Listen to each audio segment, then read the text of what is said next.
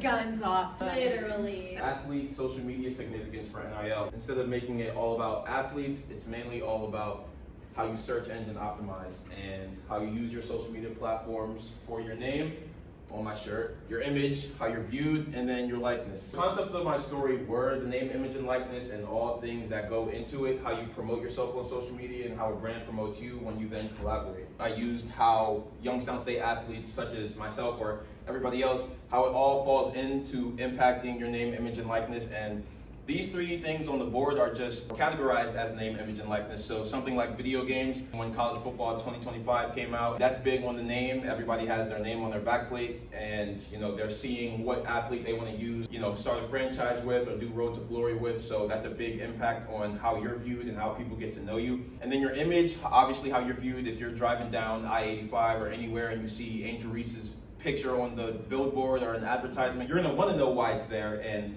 how she's impacting you as a person. And maybe she's promoting your favorite Dorito brand, or she's wearing something that you really want to buy, and that's the influence that it gives off. And advertisements and commercials are a really big impact on how an athlete is viewed as well. And then competition, an athlete in general, from grade school all the way up to the pros.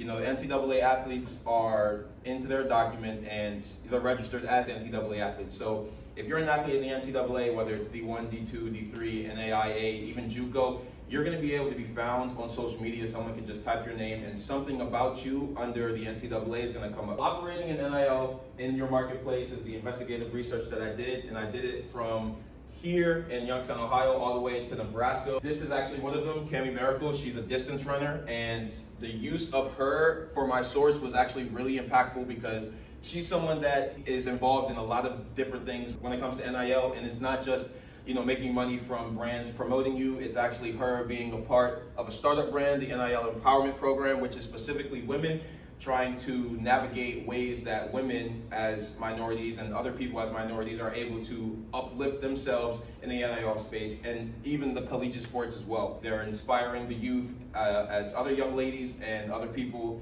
in general in sports and then life in general. And obviously ESPN, the entire universe's sports networking platform. Tyler Burke, the director of NIL and the assistant director of compliance here at Youngstown State. And then this is Caitlin Egger. This is actually the same interview as this Next Level Prep. This is one of the Open Doors involvements that came to campus and was able to help us navigate through our NIL and ask us questions, interview us, get to know us, break it down. Because like I said, always, and especially NIL is a good representation of this. It's not just about you playing your sport or you being really good or you want to go into the NFL or the NBA. It's about who you are as a person. And I think NIL really brings that out and it makes you more vibrant as a human being. So securing the deal is also one of the investigative researches that I did. Obviously, social media plays a huge role in negotiating your deliverables because the brand wants to see what you're able to post. The brand wants to see where you're going to be able to put that content on whatever platform, whether it's Facebook or Twitter, God forbid it's Twitter, or even some of the other ones that we love to use, the TikToks, the Instagrams, even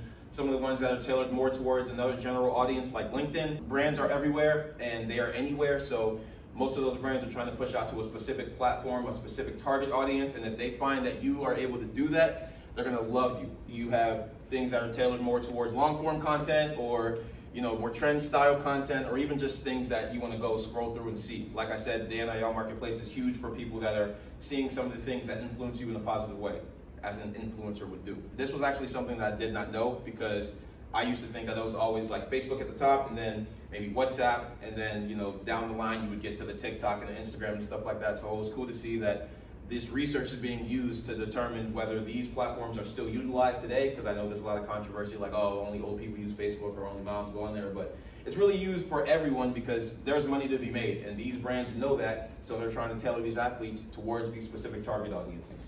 Leveraging a personal brand are the skill sets that I've learned, especially as a journalism major. Like I mentioned, SEO, that's like the entire basis of this project, learning how to leverage yourself on social media and learning how to leverage yourself to a brand, because a brand wants to know that you're able to boost engagement at all times. You're able to stay consistent, you're able to get on somebody's For You page, you're able to get likes, get comments, get shares. It's all about the search engine, it's all about what you're able to produce.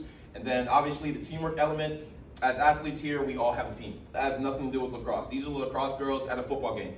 So, that teamwork aspect, that determination is just gonna be able to drive you forward and see what you can do as, you know, a team. If brands see this, they're going to want to work with more other teammates. Obviously, recycling content, this is something that's big, and this is something that a lot of professors I've had here have stressed, especially Adam Earnhardt. Your target audience on TikTok is not the same target audience on Twitter, and your target audience on Twitter is not the same on Facebook, and so on and so forth. So to be able to push all these different platforms, especially because they're all trying to mimic each other, YouTube has the shorts, Instagram has the stories, and everyone's just trying to spiral, and it's all creating a loop. So you want to use that to your advantage. NIL would not happen without sports. So a lot of athletes like to think it's just about money, but when you really think about it, college athletes were doing their sport way before NIL, and they were enjoying it. They were going to the pros before it. They were even, you know, doing something that's outside of NIL, just basically leveraging that platform, still creating content, still doing things that they love as college athletes. Journalism elements that I use, everyone that's reading a paper, that's watching a story, wants to be hooked. If they're not hooked within the first 3 seconds, we know it's 2025, our attention span, they're gone. Or that video that you posted is gonna have to go to another user.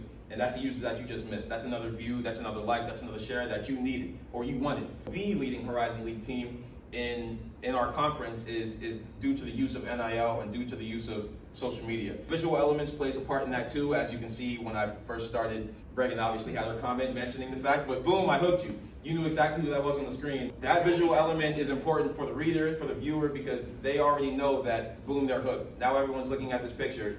Whether it's stupid, whether I had something in my teeth, whether my dreads were falling off, you still were hooked. These are a couple of the summits and the conferences, presentations, a yearly conference that brings in a lot of athletes that have been leveraging their NIL in a really positive way, and they have a bunch of awards and stuff like that. And then obviously Youngstown State's NIL marketplace. The NIL store, which actually I was a part of, I ran our NIL store, Instagram and our Twitter.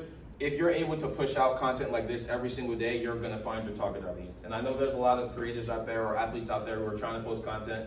They don't know what to post, they don't know who their target audience is, they don't know if anybody would watch it. And that's why if you're doing what you love, it's gonna be important. And I started this at 6:30 in the morning, and I wanted to push it out by 10, and it got out by 9:45 because it's just bigger than myself, it's bigger than us as athletes. We're trying to impact the lives of others. As an athlete, that's gonna come to an end, and as a sports reporter that may be starting, I wanna know the shift in perspective and how athletes will be covered.